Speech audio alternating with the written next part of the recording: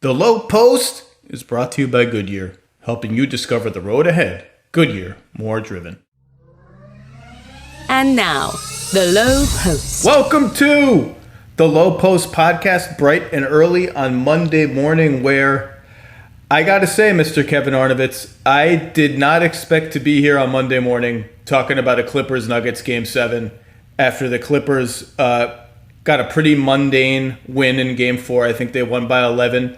Montrezl Harrell had 15 and 10 in that game and kind of looked like snarling bulldog Montrezl Harrell was back.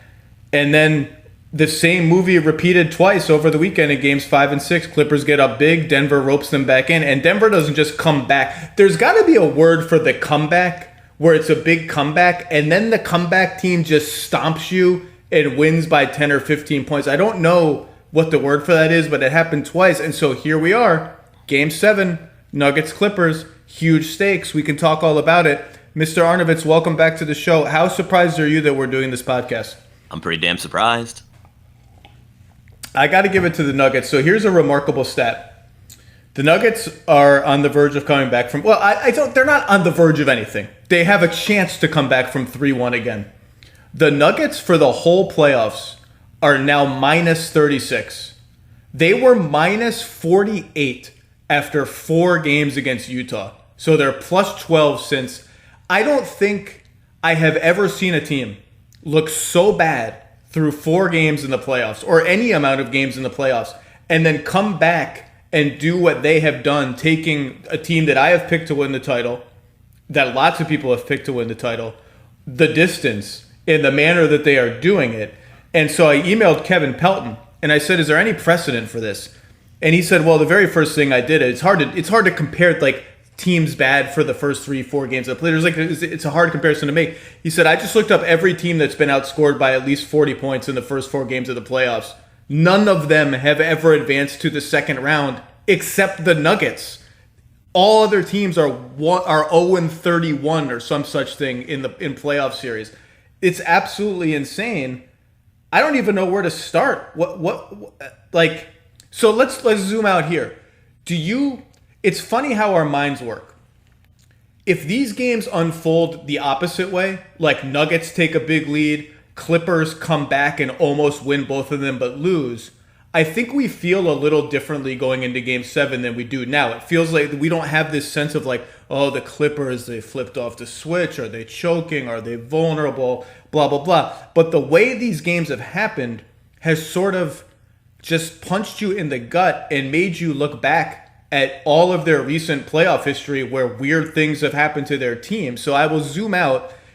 Do you buy into the idea that the Clippers have all the pressure on them in Game 7? They have more at stake in Game 7 than the Nuggets? Yeah, just in terms of if pressure is, if the definition of pressure is you must meet expectations, yeah, the Clippers have more pressure. Is that our fault? Is that pressure that we created with expectations that were too low on Denver, or is there something greater happening here? No, I mean, I think, look, if you gave every bit of personnel on the Clippers and Denver truth serum before this series and said, okay, assess your level of confidence that you'll advance. Again, this is truth serum. Obviously, there's irrational exuberance in sports. Guys who aren't the best players in the game think they're the best players in the game. That's what gives them their edge. That's why they are where they are. Obviously, I think the Clippers would rank much higher on that truth serum index. So in that respect, yeah, I do think it's that. I mean, the interesting thing, and you mentioned it, is when you blow double-digit second half leads, now all of a sudden there are these moral defects, right? There are these psychological defects that are ascribed to you. As you said, had it just been, Nuggets play their 2-man game, it's a nip and tuck game, they win in the final minutes the way most close games are won. I mean, I think we'd have a different conversation. But when you start talking about coughing up double-digit leads in closeout games, now all of a sudden there are all these other, by the way, whether they're true or not. And I think you and I had a similar experience watching the second half again of Game 6. But you start ascribing, it's the Clippers. Now the metaphysical gets into it. It's a curse. By the way, a 3-1 lead against Houston. Never mind that not one soul who was on the floor. Actually, the only people on the floor for the Clippers from that 3-1 series actually played for the Houston Rockets. But you start that metaphysical sportsy thing starts emanating, and Well, that's what I think is weird. There's one key person who had his feet on the sideline for that game, for Game 5 in Oklahoma City the year before in 2014, an absolutely epic meltdown starring Chris Paul, and that's Doc Rivers. And look, I think Doc Rivers is a good coach. I don't think there's any debate about that. However, I will say that I do buy in to the notion that there is more pressure on the Clippers, and not just because the expectations, fair or not, were higher for them this season than they were for Denver. I think two things. Number one, the Clippers, Oklahoma City owns the Los Angeles Clippers for the next 5 years. Okay, they have traded everything to create this team and get these two superstars who are on, by the way, 2-year contracts, essentially. This is year 1 of 2. And I don't care how, they both wanted to come home. They picked this team. Obviously, they're going to stay. The last 5 years in the NBA has taught you, don't assume anything about anybody. Don't assume any star player is staying put, no matter how cozy it seems. So there is pressure in that sense. And number two, I do think, you call it metaphysical or whatever, 2014 meltdown, 2015 meltdown. That's the CP Blake era. Injuries kind of chip away at the rest of their playoff runs. They never really had a real chance, I don't think, after that.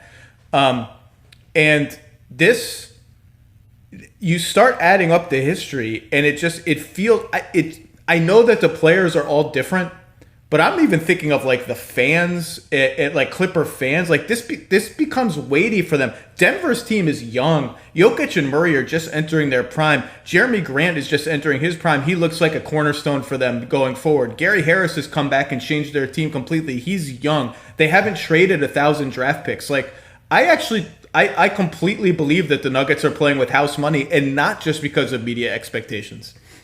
Oh, I think internal expectations. I mean, that was I say. I mean, I'm with you.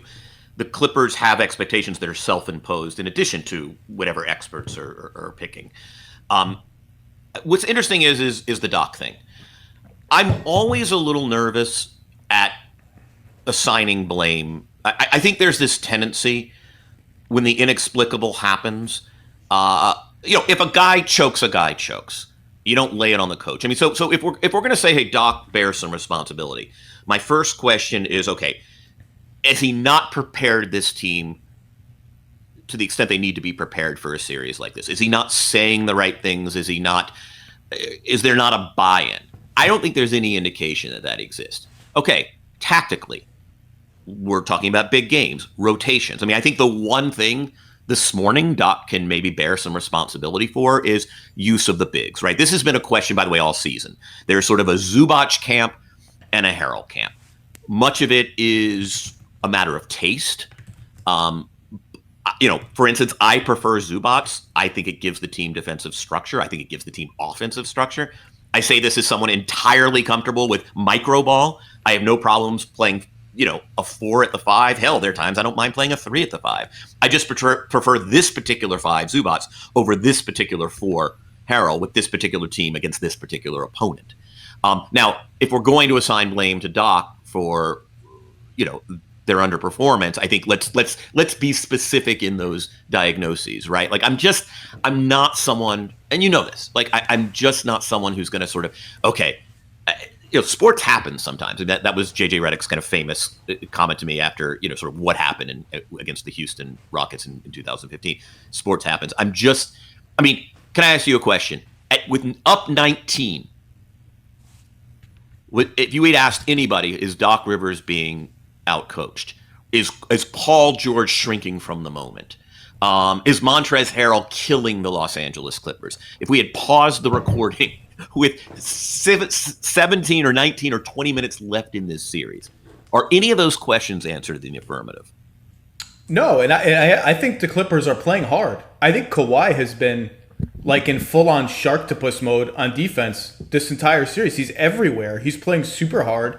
I don't think there's an effort problem for the Clippers at all, even when they're in the categories that we typically chalk up to effort. Defense, hustle, transition. Like I don't see in the last 2 or 3 games anyway any problems there. Let's go to the big man issue that you brought up. Okay, Harrell is minus 29 for the series. He's minus 30, I think, if you isolate his minutes just guarding Jokic, which, by the way, people forget, Harrell's like 6'7". Harrell is not a traditional center. He plays big and tough, but you put him next to a guy like Jokic, and he's not so big anymore.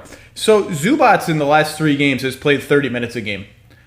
I don't know that Zubats can give you any more than that. So I don't know that the people that are you crying for Ivica Zubats to play 40 minutes and the 6th man of the year to play none or 8 or 6? I'm not sure that Zoo can play that much. I mean, few centers play 40 minutes really in any game, let alone, I mean, he probably would foul out guarding Jokic for that many minutes. So you can go to JaMychal Green at center, which they did toward the end of Game 6. You can go to Marcus Morris at center, which they have done sparingly here and there throughout the season, very sparingly. But this is the power of Jokic.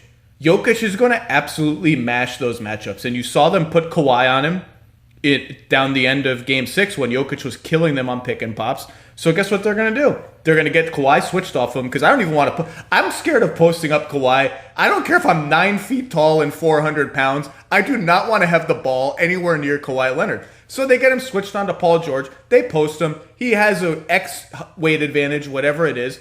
And you double him and he's spraying passes all over the place. Like, there is just no win with Nikola Jokic on defense. There is no win other than Zubats can kind of do his best, and then you transition into Murray Jokic pick and pop, and suddenly Jokic is raining threes. He's just hard to guard. So I'm curious to hear what is the big solution that the people whining about Harrell's minutes, and the bubble has not been Harrell because of a family tragedy, missed a lot of time. Lowe because of a food and entertainment based thing, missed a lot of time. And so they just haven't gotten any rhythm. But I don't know what you're supposed to do because I don't really know what I guess you could bench Harrell and just play JaMychal Green all the backup center minutes. I guess that's something you could do. Yeah, I mean, it's such a weird series because, by the way, do you know who has the best defensive rating on the Clippers other than Pat Beverly this series? I'm guessing Lowe. Lou Williams, right? They're plus 45 with Lowe on the floor, which is the best figure on the team. Exactly. And by the way, hasn't had a great offensive series. It's just such a weird series. And to your point, it was funny because when the Kawhi matchup against Jokic happened down the stretch, my first instinct was, oh, of course. Like it's just hilarious that makes the most sense. But as you said, it forces doubles potentially. And Jokic is a guy who absolutely punishes doubles. Look, Denver's really good, right? And Mike Malone said it. You know, we were the second seed for most of the season. We were 1 possession away last season from conference finals. We can nitpick about their ability to close out series. The fact that, as you said earlier, 4 games into the playoffs, there was legitimate conversation happening of whether the Denver Nuggets had quit, which is remarkable. But I think, look, the Clippers had, I thought, a really good defensive game. Gary Harris got as many true shots as Jamal Murray. I mean, that generally speaks well for a defense. I don't think they played Jokic poorly. He made 5 ridiculous shots, I counted. Like Sombor shuffle in the house. I love the Sombor shuffle. Jeff Van Gundy did not enjoy it. Thought it was a bad shot. It is objectively an ugly looking freaking shot, but it is beautiful to my eyes. Right. No, that's it. Like, he's one of those players where you suspend objectivity, and which is kind of the whole point of watching basketball at a certain extent is you want to watch players where you have to suspend objectivity. No difference than you want to watch movies where you have to suspend your sense of reality. You and I watched the final, sort of the second half Clippers thing. I think you saw what I did. Like, I watched every single one of those empty possessions. And honestly, you know, there were a couple of critiques. You know, I think when Paul George draws Jamal Murray, like, I don't think you need to hunt for a foul, right? You just attack the guy. But they, you know, maybe they got too unselfish in transition once. Kawhi missed 2, you know, shots he never misses at the rim. You know, Kawhi missed all his pet shots in the second half. Mid-rangers where he's rising up, 2 chippies at the basket, like you said, one that spun and fell off. Right, like there was some tunnel vision by Lowe, you know, when he had Kawhi streaking down the lane. That's just Lowe vision. Right, exactly. And by the way, that is Lowe vision that often results in positive outcomes for the Clippers. I mean, JaMychal missed a corner 3. He's been really reliable out there. Yeah, there was some Lou Trez action, and Harrell misses a runner he always makes. I mean, there wasn't when I rewatched the second half, it wasn't, and I'm not making excuses for the Clippers. It was just like, okay, where's the bonehead play here? I mean, here's my only thing is I want to hear your thoughts on this. At the end of the day, I want to attack the Denver Nuggets in pick and roll. That's just what I want to do. And I think to some extent the Clippers should submit to a more conventional game plan in that respect. I mean, I think of the remaining teams in the playoffs, and this has been the case for probably a while now, the Denver Nuggets are the weakest pick and roll defensive team out there. They've got two good wing defenders right now in Grant and Harris. I just want to put them into pick and roll, and I'm not somebody who loves kind of attacking mismatches or hunting the switch, but I just think that this is a path to least resistance that I did not see enough from. It wasn't a weapon they deployed against a team that has a very specific vulnerability, with the exception of Lou and Trez. And that's something that I think if you were prescribing remedies for Game 7, that's something I wouldn't mind seeing. Well, two things. Number one, I want to give the Nuggets a little bit of credit because I do agree with you. They have holes you can pick at and things you can pick at. But since that Game 4 against Utah, and again, they were minus 48 after those 4 games. Since that Game 4, they've defended at about a top 10 level with regular season stats. They're like giving up 108, 109 points per 100 possessions. That's very, very good. And I think, and by the way, they're missing a starter. Like, let's just not forget that. Will Barton is out and has been out the whole playoff, so they're missing a starter. Now, Grant has filled in ably and has been massively valuable to them, but still, getting Harris back, Mike Malone, now they went all the way to it took him 4 games, and he's had all personnel coming in and out, I get it, but they got all the way to the edge, and Gary Harris coming back allowed Mike Malone to really balance his team in a way that makes sense. So Michael Porter Jr., instead of getting played off the court by Utah starters or the Clippers starters, comes off the bench, gets to face lineups that aren't as dangerous, gets to score a little bit, get himself into a rhythm before you decide, is he going to play crunch time against the Clippers' best lineups or is he not? And it just having, Paul Millsap, for as bad as he's looked for most of these playoffs, except Game 5 where he helped save the Nuggets season, is a competent off-ball defender. He's a force. He's physical. He's big. Gary Harris is a competent off-ball defender. Jeremy Grant is a monster. You put those 3 guys around Murray and Jokic, and you got a fighting chance. You got a fighting chance, and they have fought, they have rotated, they have flown around. But to your general point, and it sounds weird to say it about the number 2 offense in the NBA, there is a certain aimlessness and purposelessness to the Clippers when they just sort of go into a haze of like, it's almost like they don't realize the advantages that they have. So I will give you one example to your point.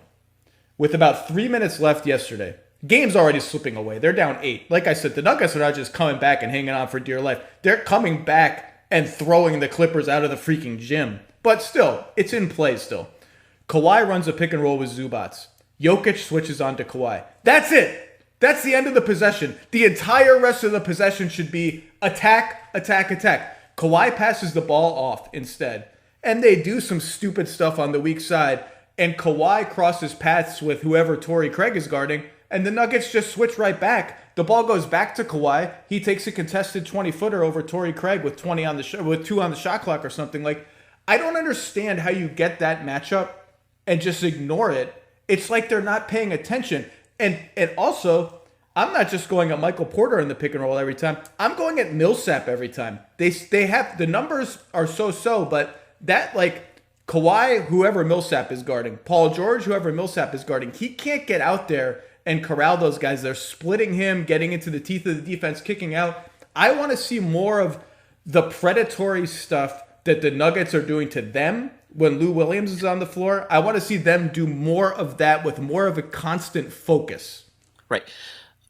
Look, the Clippers will never be a system team just by virtue of their personnel. But, and that's what we're saying.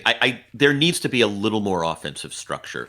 They have this enormous menu. I mean, as you said, hey, there are 3 guys they can attack. They have, when Lou's on the floor, they have just 3 absolute devastating shot creators. And yet, they never seemed yesterday to get what they wanted. At any moment, if you freeze a possession and say, okay, what are the 3 best outcomes? whether that be a mismatch, whether that be an action, whether that be, oh, look, the defensive balance for Denver is sort of tilted. There's weak side opportunity. It was like, again, nothing they did specifically on each possession was awful, but nothing they did maximized the opportunity. By the way, Torrey Craig's given them a lot too defensively. Torrey I love defensively. And you're right. I mean, all of a sudden, this team that is, questionably defensively has this personnel on the floor. And I also, there's this kind of, I don't know, a law of diminishing compounds where when you have one crappy defender, he is surrounded by two good defenders. He's only a little bit vulnerable, but it compounds with each successive good defender. Like when he's surrounded by three good defenders, you can almost entirely just completely obliterate the deficiency he has because there's just enough coverage overall. And so like with each passing good defender, Porter's liabilities or whoever's liabilities become less and less. I mean, look, one of the dangerous things for the Clippers right now is I feel like there was a time not so long ago when a game 7, you'd sort of say, okay, the favorite has a decisive edge here. The way the game is played now, and this is not breaking news or even an original thought, you now leave yourself open to the vicissitudes of madness, right? Like all the Clippers, if Jamal Murray goes insane, which is entirely possible because we've seen it repeated times this postseason, like the Clippers could go home, right? There's no Kawhi and George can manufacture enough buckets and just wear this team down. When you see Jokic hit the shots he hit, now you're vulnerable to all kinds of madness. And I just don't remember that being as much of the case when we watched basketball 10 or 12 years ago. I just feel like you came into situations like this and the favorite was the favorite. And there would have to be a sequence of events that were so improbable for the underdog to win that it was just really remote. Well, also there's no home court advantage, right. This game would be in Staples Center. It is not in Staples Center. It's in Walt Disney World. So there's no home court. The Nuggets have also not had home court or altitude and the advantages that they usually have. Yeah, I mean, look, like Murray going insane. You said it before. I think their defense on Murray has been outstanding the whole series, whether it's Paul George or Kawhi or Beverly. And Beverly's just got to stop fouling everything in sight. This is just a constant problem with him. He can't stay on the floor enough because he fouls everything. And that is more than anything else. I think why they lost, not more than anything else, but as much as anything else, why the Clippers blew Game 6 is they got in the bonus so early, or the Nuggets got in the bonus so early in the third quarter, and they just kept fouling them. And the Nuggets got to get free points and just grind and set their defense so they didn't have to worry about transition defense. I also thought their transition defense yesterday was outstanding. There were multiple possessions when it looked like the Clippers were going to have a 2-on-1 or a 3-on-2, and the Nuggets just like hell on wheels got back and covered it up. But they could absolutely lose, and I think it would be. I think there's no question it would be a disastrous outcome, and the Lakers have to be watching this after blowing the doors off the Rockets. By the way, what a just absolutely despicable performance from the Rockets. And I don't want to hear anything about.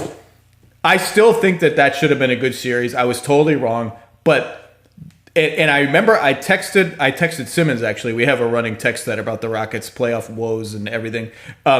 That after Game 2, that they were going to regret that loss in Game 2 because that game was there for them, and the longer that series went, I trusted the Lakers to win it more and more. And it turns out it didn't go long because Game 2 they lose, the Daniel House situation happens, and Houston, because they're apparently the most fragile good team in recent NBA history, completely collapses and lays egg after egg after egg. It's just eggs everywhere, eggs all over the court, and now they're gone. And by the way, I think the Rockets did the Lakers a favor and the Clippers and the Nuggets a disservice by forcing the Lakers to not play their centers. Now, I think the Lakers will play their centers no matter who. Obviously, against Jokic, you want some beef. But if it ends up being the Nuggets, so I think their centers will get chances again. But I think the Lakers realized. I think it's not as if they didn't know this all along that Anthony Davis is a center and Bron is a 4, and like we've all been saying this for 5 years. But I think they got to look at it against a team that they conceive of as a team threatening enough to make that change. And I don't think it's so much that the game got easier for LeBron and Davis. It did, right? Like, it makes a huge difference to LeBron when he's driving to the rim and there's nobody in the dunker spot. There's no defender in the dunker spot sitting there. The help has to come from the three-point line. And LeBron, that's just candy for LeBron. Like, he sees that coming 10 steps away. It's just everything gets easier for the role players. Every decision is easier for the role players. Every drive is easier. Every pass is more obvious. And I think the hook, depending a little bit on the matchup, on JaVale and Dwight can be quicker now that the Lakers have seen that in action in the playoffs, and it worked so well. And I think that's bad for whoever wins this series between the Clippers and the Nuggets. And that was always the frustrating thing about Davis's reluctance to do it, is I just feel like the game's easier for him. I mean, everything you said about space in decision-making for LeBron and the role players is I think, doubly true for Davis, who is a guy who has, perimeter attributes for a big guy. I mean, he functions as one of the best rim protectors in the league. But I mean, ultimately, if I'm Davis, I want there to be less bully ball, not more bully ball on the floor. And again, they're scary. I mean, that was always to me a variable. Can they go? And it was a little tough going in because now they lost Bradley, so they lost one of those competent extra guards that you could have on the floor. And, it was going to be an issue of depth and who else do they really have and which third guy and yada, yada. But, it was sort of when are they going to look down at the ruby slippers, right, and realize they can always get home? And I think, whether it was Houston, whether it's Davis just sort of coming to Jesus, whatever it is. I think it was Houston. So the Rockets can hang a banner. Necessity is the mother of invention, right? The Rockets can hang a banner that said, force the Lakers to adjust, 2020 playoffs bubble, hang the banner. So to this Clippers point, the Nuggets, we know exactly how they're going to play offense, right? Yeah. Night to night, there might be some variables. Maybe you get more Jokic handling the ball and pick and rolls with Murray tonight, more post-ups. If Harrell plays more, you're just going to mash Harrell in the post. More pick and pop if it's Zubac. We know what they're going to do. The Clippers, I think, are the team that has, as we talked about, some not low-hanging fruit, but some fruit to pick when they have the ball. And, Kawhi has just not looked comfortable in this series when they have Jamal Murray's guy screen for him. That should be because they don't want to switch that, obviously. Denver doesn't. That he just hasn't looked super comfortable making plays out of that specific alignment. He seems much more comfortable with Zubats in a traditional pick and roll. And they just haven't been able to get, other than like a Landry Shamet 3 where he screened and like flared out to the 3-point arc, they haven't been able to get much out of that. And I wonder if can they get anything out of that tomorrow? And just when they just amp it up a little bit, when they add just a little bit of spice, not even hot sauce, just a little bit of Cholula. When they add a little bit of Cholula, they get good shots. So just an example, out of a timeout yesterday, they run a little screen-the-screener action for Kawhi. So it's Kawhi Zubats pick and roll, but someone screens Zubats' guy on the way up. All of a sudden, Kawhi's got a little more space. Well, what do you know? On the weak side is Paul George and only Paul George. So Paul George's defender is in the torture chamber. He's got to deal with a pick and roll where Kawhi has an advantage, and he's the help guy, but he's guarding Paul George. Paul George hits a 3. Just give me a little bit more of that, and I think the Clippers should win this game. But if it's close down the stretch, the Nuggets look so confident and so at ease, and the Clippers do not. And if the Nuggets pull this off, all kudos to them. As I said before, they've been defending at a top 10-ish level since Game 4 of Utah. Jokic is either neck and neck with Kawhi for best player in this series or just the best player in this series. The Utah series was Jamal Murray's series. This has been Nikola Jokic's series. He's an absolute monster. You cannot do anything with him other than pray. But if the Nuggets pull this off, don't sugarcoat it. It's a disaster for the Clippers. And not just because they were up 3-1 and not just because they were up 19 and 18 in the last 2 games. It's because they were built to win this season. And this outcome is a disaster for them. It puts enormous pressure on next season. But look, if you're going to put a gun to my head, if you're going to put a Nerf gun to my head, I'm still picking the Clippers to win Game 7. I got to see them lose to the Denver Nuggets in a playoff series before I really believe it's going to happen. Yeah, I don't typically do predictions. I think the Clippers are, on balance, the better team, though Denver has gotten more of what they want. And you said it. Like there are things on a possession that with intention can yield better stuff than they're getting. And there is a bit of random basketball to this that kind of isn't becoming of a team, with this much skill.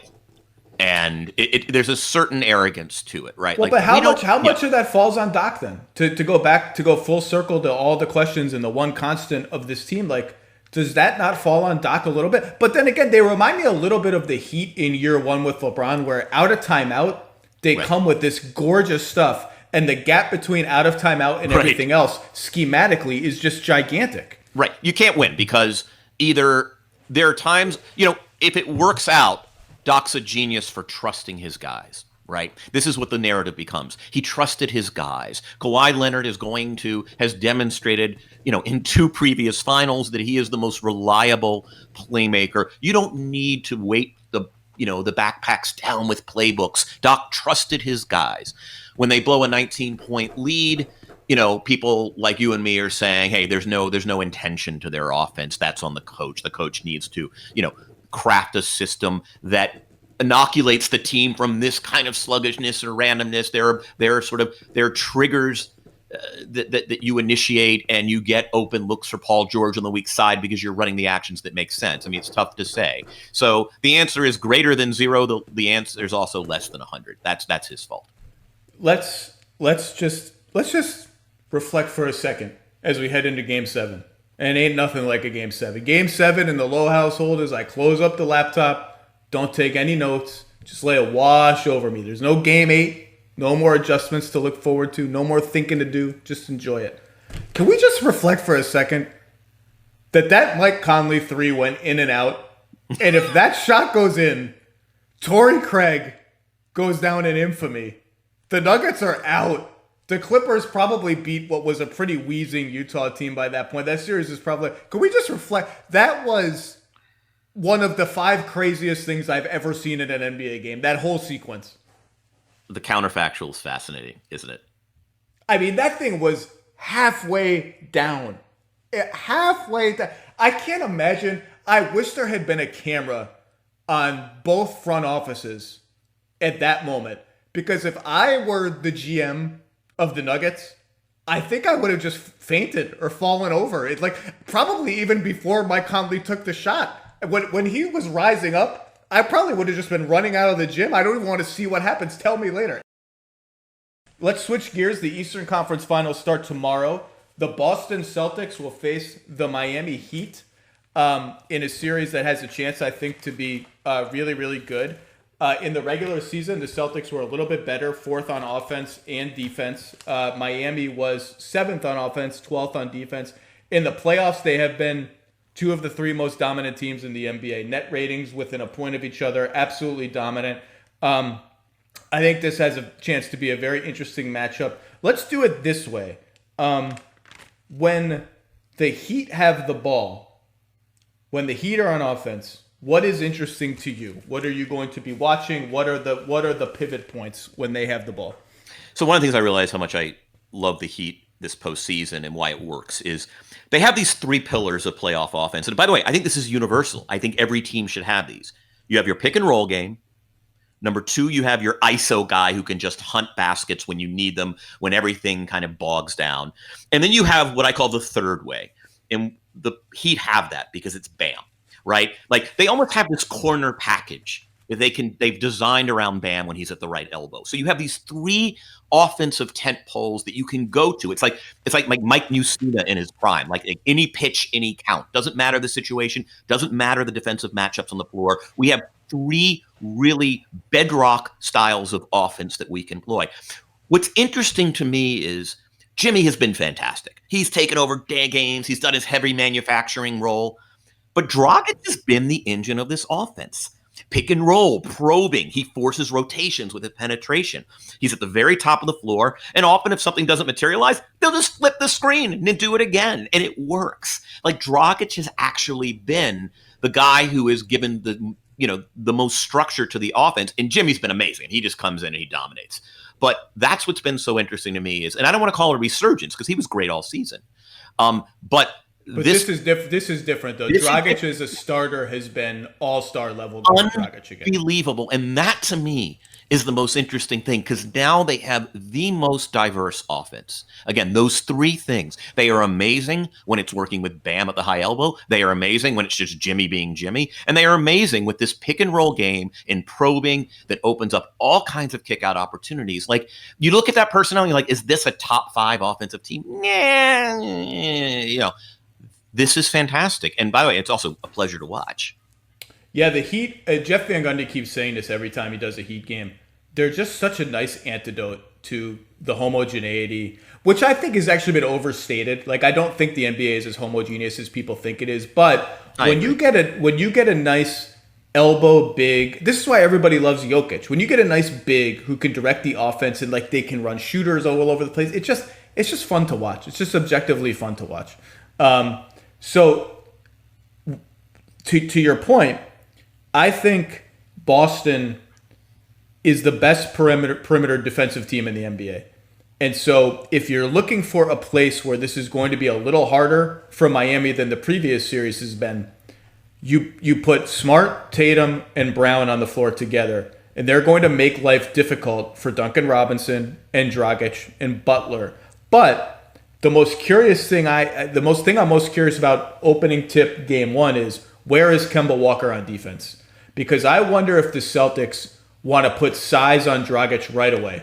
So do you put Kemba Walker on Duncan Robinson, who Marcus Smart has guarded a lot, and trust Kemba Walker? Because little guys, like this is the Fred VanVleet thing, little guys are really good chasing shooters around screens. They're just littler and faster. Now, they can't contest as high because they're little, but they're good at the chasing. Do you put size on Dragic right away? Not only does that put size on Dragic, but you can start switching the Jimmy Goran 2-man game. You have just a little more optionality on defense, because I do think, as much as you don't like mismatch hunting, I think the Heat are going to search out Kemba a lot in this series, and I wonder if Boston opens up right away and tries to hide him somewhere. Now, there's really no safe place to hide against Miami because of the diversity of their attack, but I'm very curious where he's going to line up to start. Yeah. I don't want to say it's an easy call because I don't think anything's easy when there's this much talent, but I don't think it's a hard call.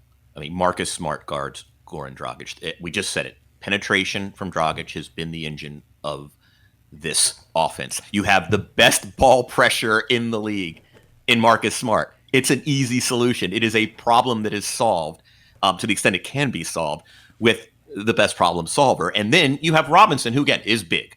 Robinson's a nice player. He's also not going to beat you off the dribble very often. And I think in terms of what Walker's liabilities are, I don't want to say it's an easy call, and Brad Stevens is smarter than me by a factor of 1,000,000, but it seems at least obvious. I mean, one of the things I love about Boston right now is I don't think there's a better team at impacting the ball and then retreating.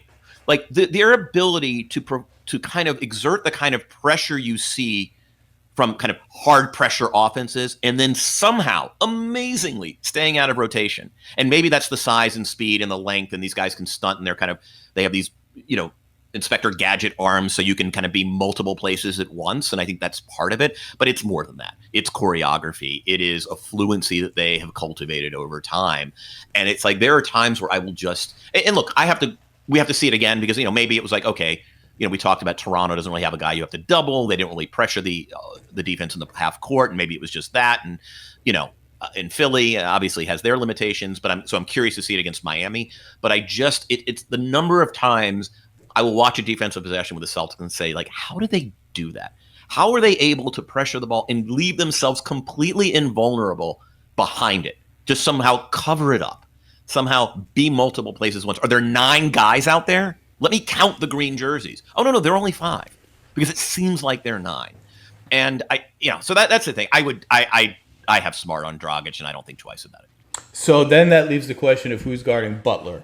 And this remind you that a major X factor in this series is when does Gordon Hayward come back and what condition is he in? Because Gordon Hayward guarded Butler a lot in one of the matchups, and their matchups for the regular season are borderline useless. Big players missed every game. The film is interesting, but it's not that useful.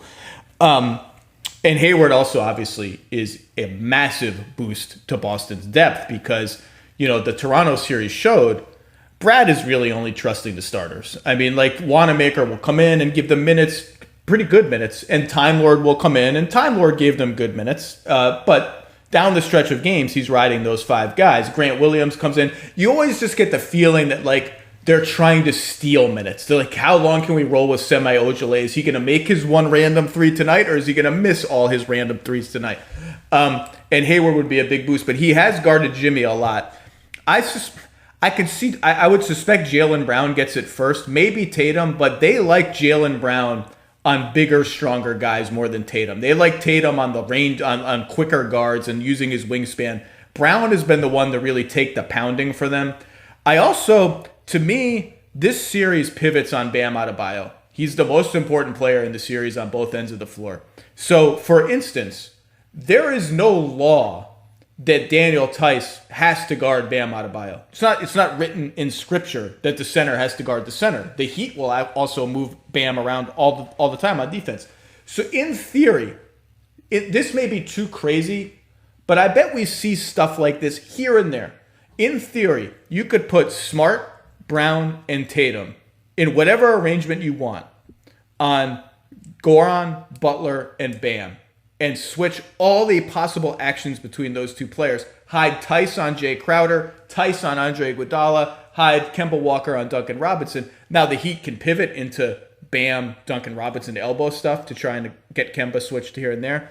But if you watch that one Boston-Miami bubble game, and let me zoom back. Jaylen Brown has actually guarded Bam quite a bit head-to-head because the Heat were starting Myers Leonard for the whole regular season, and Tice would guard Myers Leonard. So he has experience in that matchup.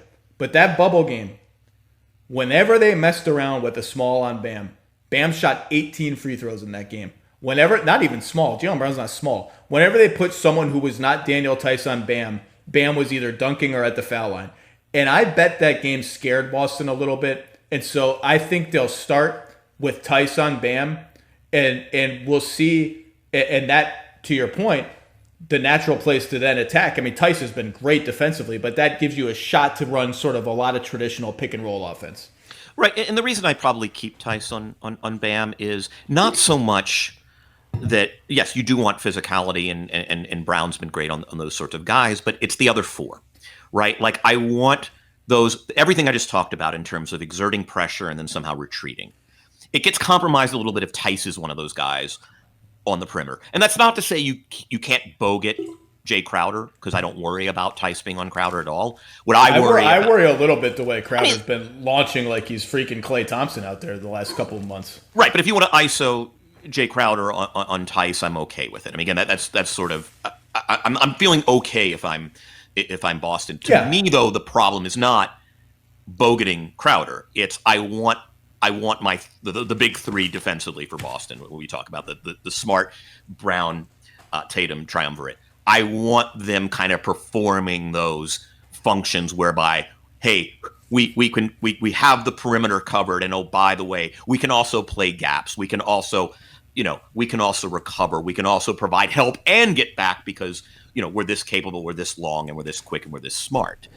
No pun intended. So I think that was sort of why I might not get cute with Bam. In addition to, I didn't even realize what you said, that the 18 free throws. I mean, Bam is too smart not to exploit whatever you give him. And I have to say, against Milwaukee, he like straight up trucked Giannis multiple times. Like, he just put Giannis under the basket. Those short drives, yeah. I have not seen anyone go at Giannis with that kind of ferocity and actually just like move him out there like it was a little guy or something. And Marvin Williams, forget it. Bam was putting that dude in the basket. To me, that strategy has a great deal of risk. And if Tice is on Bam, don't forget, pillar 3 of your, the Greek pillars of Miami's offense is Bam's elbow game. Well, the Heat exploited Brook Lopez a lot in that game by just running Duncan Robinson off Bam. You're not going to switch. You're not going to jump out. If that screen hits, Duncan Robinson, Tyler Hero, whoever it is, has an open three. Is Tice going to chase on that? Is he going to double? Is that going to open up Bam dunks? Like, if you have a center on Bam, it unlocks some stuff for Miami that if you put a switchy guy on Bam, you can take away, but then you get punished elsewhere. You're absolutely right. It's like, and this is the genius of Miami's three pillars, right? Now, when you start running those kind of corner-esque sets and those splits, or just Duncan Robinson picking a dribble handoff, now all of a sudden Tice is in actions you don't want him in. I mean, it's funny. I've really enjoyed, I've gotten a certain appreciation for Tice because I feel like learning how to, quote, play with these guys is really the function of every big, with a few exceptions, Bam being one of those exceptions. Like, that's the NBA in 2020. If you're a big man, your job is just to learn how to play with your other guys. You clean up the mistakes, and you know how those mistakes are going to be made. You seal off a drive because you know where the drive's coming from. You account for the small in your pick and roll defense, whether that's Kemba Walker, whoever, and you're there to support. It's kind of thing Zubac has gotten pretty good at. And so I was never a Tice guy. I used to be like, what is this 6'9" guy doing on the floor? Like, what is he giving you? That used to be me watching the Celtics, and now it's like, oh, I get it. He had a possession. I really get it. Yeah. He had a possession in game, I want to say game 6, might have been game 5 against Toronto, where he got switched on to Lowry, and Lowry tried 3 times on the same possession to beat Tice one-on-one and couldn't do it. And I was like, God damn, that is right. Kyle Lowry. Like, that's not, I don't know, pick an average. That's not like, whoever. Like, that's Kyle Lowry. That's not Marcus Smart where you play off of him. And by the way, Marcus Smart, God bless him. Dude just keeps shooting. Doesn't matter. 1 of 8 from 3. Keep shooting. And you know what? Enough of them go in that you're like, yeah, keep shooting. Like, the guy has so much confidence. And that chase down block at the end of game 7 is an all-time defensive play. Marcus Smart is an absolute monster. And Smart and Tatum won that series for Boston. There's also an interesting, when Miami has the ball, the Olynyk minutes are going to be interesting. Because we saw that Time Lord had some issues with Serge Ibaka's pick and pop game, and Olynyk is a better shooter than Serge Ibaka when he's aggressive anyway. And the other thing that Hayward allows them to do, if he comes back, I bet we see in this series Boston just plays their lineup where it's their 5 best players on the floor at once: Kemba, Smart, the 2 Jays, and Hayward. And that minus some Bam doing damage inside, that can be a powerful lineup against this team. Grant Williams at center would be an interesting option for them in the same vein. Unless you have another Miami offense point, you want to switch gears and do Boston offense? It's interesting we didn't even talk about Jimmy. Because Jimmy's just Jimmy, man. Right, Jimmy's He's just Jimmy, right? Do his thing. Like, I don't think that's a deficient. It's just price it in, right? Like that's sort of the thing now. All right, let's talk about when the Celtics have the ball. Miami's defense has been outstanding. One of the very most interesting things I found when I did a little numbers dive is Miami was one of several teams in the regular season, several good defensive teams in the regular season, along with Boston, Toronto, and the Bucks, who gave up a ton of threes. 40% of Miami's opponents' shots were threes. That was the second most in the league. Boston's a very good shooting team. Obviously, the Heat have reinvented themselves with Bam at center. There's no more Myers Leonard. They're playing smaller more. Iguodala's playing power forward. Their share of opponent threes has dropped to their 3rd in the playoffs in fewest opponent threes, has dropped 4 full percentage points. That doesn't sound like much, but if you look at cleaning the glass, in the playoffs overall, shots at the rim are down significantly.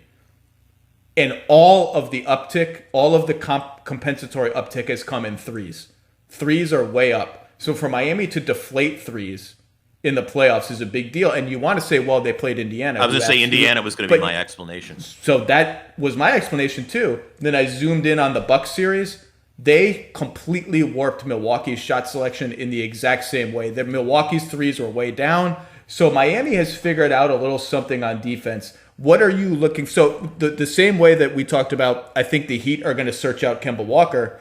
I think on the other end, we're going to see Boston searching out Dragic, Robinson, Hero. I think is going to be sort of point 1, right? Yeah, I mean, one of the things that's exciting about Boston right now is just watching Tatum develop his off-speed game, right? Like he's a guy who has finally realized you can use your size and strength to get what you want. And by slowing down, you get to see things that might otherwise be there if you're driving at full speed. And so to the extent that they need a drive and kick game against Miami, which I think is sort of what you need, again, depending on how Miami kind of plays that perimeter, watching Tatum become a playmaker, because this is where Hayward becomes useful, right? Like, you want the number of guys who can make a play off the dribble in a series like this. Well, you saw it against Toronto, right. and I think this is going to be a big deal in this series. Pelton nailed this deal in his preview. Miami was the best and most frequent zone team in the regular season. They haven't played any zone in the playoffs. I would be shocked if they don't come out with zone in game one right away, because they saw what the zone did, which is take Kemba Walker's pick and roll game out. And without Hayward, Boston was left to really, every basket was hard. Yeah. And that's the thing is can they avoid getting stuck in the mud? Because at the end of the day, as much as we all love these guys, who can make a play off the dribble and sort of create second opportunities, not second shots, but sort of, actions that get stunned, that gets just sniffed out. You go to the other side, and that's where I think they'll really, if Hayward can play, that can be extremely useful. Because again, if Kemba's taken out, now it's Tatum making plays. And by the way, I love what's happening there. I love that he is becoming a guy, but it's still not his inclination. It's certainly not Brown's inclination. Generally speaking, if the ball goes to Brown, with 8 seconds left on the shot clock, Brown is going to take a shot, and irrespective of its difficulty or its opportunity, it is sort of a set thing. So that's going to be really interesting. Is who can make a play when the thing gets bogged down for somebody else? Who can sort of scramble the defense outside? And by the way, there's nothing wrong with Tatum one-on-one off the dribble on occasion, and there are going to be great opportunities for him to do that.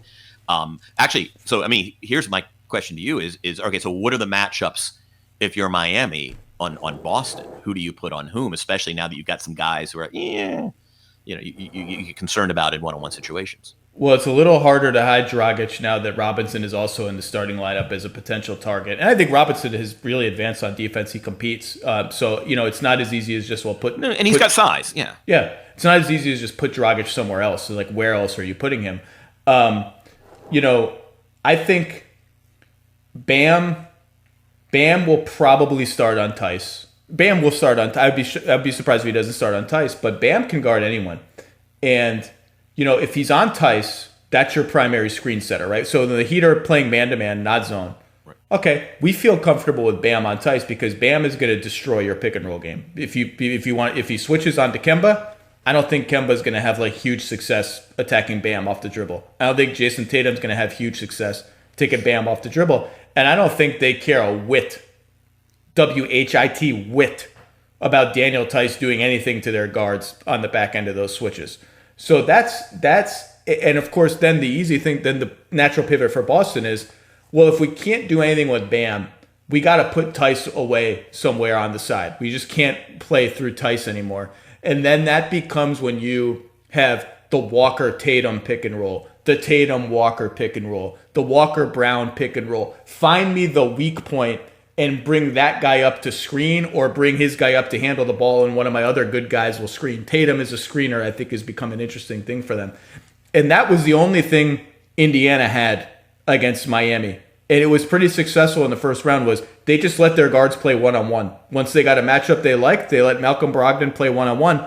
And although Indiana's offense was crapola in that series, that particular subset of it was not crapola. In fact, it was very good. And so I think we might just see some straight-up ISO play from the Celtics perimeter players when they get a matchup that they want. The key for that is, do you do it early enough in the shot clock? And do you do it with the intention of not taking a contested turnaround 15-footer, but getting to the rim or spraying out for threes? Right, but to your point about Bam, now he's Mr. Help Defender. Now he's at the nail when you do that stuff. And look, they got some great stuff out of Tice over the top of the defense, alley-oop, and it was wonderful. They did, that's true. In fairness to Tice, they did. They really did. Right. And there's stuff there. There are points to pick up there. But, Bam on Tice also frees him up in moments where Tice isn't in the primary action as a screener to just be at the nail, just totally snippy. I mean, you're going to have to come at the top of the floor because those sort of wing attacks from Tatum are going to be. I mean, look, he's really, really good, but I think I don't want to say, oh, it's a low scoring series, but I think it's going to be a low scoring series. Like I think this is going to be a defensive slog, in repeatedly. And now watch, it'll be game 121, 114. But Bam is just so, Bam's trouble no matter where you try to attack the Heat. Well, that's because, why you just nailed one of the reasons why I considered Bam the pivot point of the series, because even if the Celtics decide which is what Indiana did, they were just like, you know what, Miles Turner, you're giving us nothing as a screen setter. Bam is just eating us alive. You just go in the corner, take Bam with you, get out of the way. Well, Miles Turner is a better shooter than Tice by a decent degree. If they do that, Bam then becomes help defender Bam, which is no less frightening than anything else Bam is going to do. So, I mean, he holds a lot of this series in his hands on both ends of the floor. And that's why I think, despite the temptation to sort of finagle around with matchups, like we could put Crowder on Tice, put Bam on Tatum, put Bam on Brown, really put Bam in the muck of their core actions. I think those are things we could see late in close games. I think late in close games we could see Bam deployed as just wherever they want. You guard Tatum for one or two big possessions. But I think Bam on Tice is a good matchup for them in a lot of different ways. And the Heat showed in their, and maybe that's why the Heat tried Jay Crowder on Giannis from the jump in the last series, is it rather than expend Bam as the one-on-one defender he's fully capable of being against Giannis, let's have him guard Brook Lopez and sort of wreck things all over the floor. Yeah, I want him as a rover. I mean, that's not to say there aren't great one-on-one opportunities, like you said, in specific situations. You need to slow a guy down. You want to mix things up. You want to throw an off-speed pitch. I mean, I'm all for that. But to me, Bam is most dangerous when you don't know where and from where and when he is coming. And as a rim protector, once the possession breaks down, or once penetration has been made. And if he starts exploiting size advantages early in the series, the way he did in that one game in the bubble, and you don't want to take too much from one game. But then again, the head-to-head matchup games between Toronto and Boston are why I picked Boston in that series. Obviously, they barely escaped by the skin of their teeth. But if he starts abusing size mismatches early, it's a bad sign for Boston. I think this is a frustrating series to pick, partly because of the Hayward issue, right? We don't know when he's coming back and how he'll look. People have speculated mid-series. I've seen that sort of speculated online. If he were healthy, I think I would pick the Celtics for sure. I'm still leaning Celtics in 7. That was my official. I picked Celtics in 7. That should be on the website by now. But honestly, I don't know. I really don't know. What I defaulted to was two things. I think the Heat have not seen a top-to-bottom perimeter defense like this, and that's going to make some of their pet actions a little bit more difficult than they have been in previous rounds. And I think Boston's perimeter players can make some hay against Miami's guards. But the zone defense gives me a lot of pause, because Miami watched that Toronto-Boston series and was like, ooh, that's interesting. They don't look super comfortable against the zone. Noted. I have no idea. I mean, I seriously don't. Miami is such a departure from what I saw in the regular season. And by the way, they were a good team in the regular season. I just, they have shocked me. And I didn't totally appreciate just those three pillars, just how they're able. They just don't go cold for very often. And it's because, okay, this isn't working. We go to this. There's such a method to their play, both offensively and defensively. They're so creative and confident in that creativity defensively, as you said. Yeah, we're just going to throw a zone out there. Never mind that we probably have 2.5 or 2 below average defenders on the floor at all times. I mean, we were talking a little bit about this with Denver, except with Miami, it's so much more advanced. And then there's the Bam factor. And just a guy who I know, he's I call it like Big Lowry. I mean, there are nights where he gives you 11 points, 10 rebounds, 4 assists, and he's the best player on the floor. Their possessions, their stretches in the game where he's actually controlling the game. Either because he's providing that, the fulcrum of that offense, because as a help defender, the opponent can't really figure out, where the seam is in this half-court defense. They're a really good transition defensive team, as is Boston, by the way, who might be the best.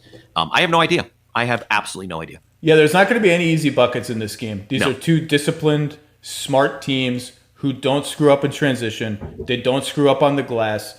A couple areas of interest just statistically. Miami was the number one free throw generating team in the NBA this season. They were number one in free throw rate. Boston was like 22nd or 23rd in fouling. Can Miami win that battle, and by how much? And Boston was like 6th or 7th, I think, in forcing turnovers. Miami was a little loose with it here and there. I think they were like 20th in turnover rate or something.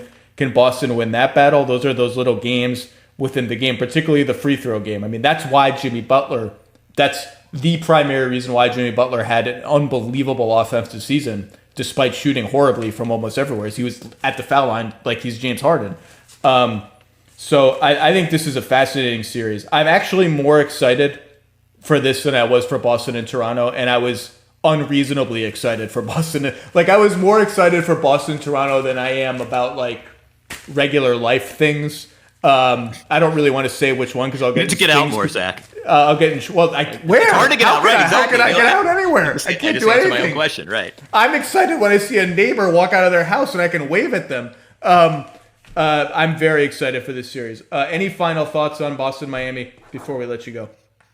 No, it's been really fun to watch Boston blossom. It's just like, they've never been selfish, but they were young. So selflessness wasn't this defining quality, and that's just changed. I mean, yeah, Brown occasionally takes some iffy shots, but it's been really fun to watch. And Marcus Smart, obviously, but it's just been fun to kind of watch it come together.